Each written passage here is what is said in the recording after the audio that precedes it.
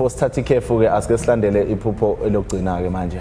Our viewer had a dream where they were surrounded by beautiful flowers in a full bloom. Ingabe kuchaza ukuthini lo? Asike silalele.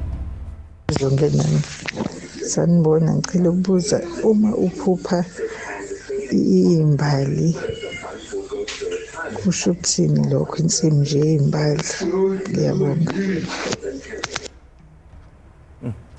Pastor, ngabe kuchaza ukuthini lo?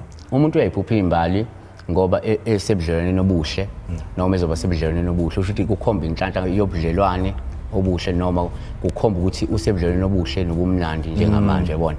Kanti obunye ukuyenzeka futhi izimbali zikhombe nje impilo enhle eza kumuntu futhi esikhathini sizayo yabo nokusurroundwa abantu abamnene. Hayi ke Pastor, siyabonga kakhulu. Siyabonga kakhulu. Izwakele impela.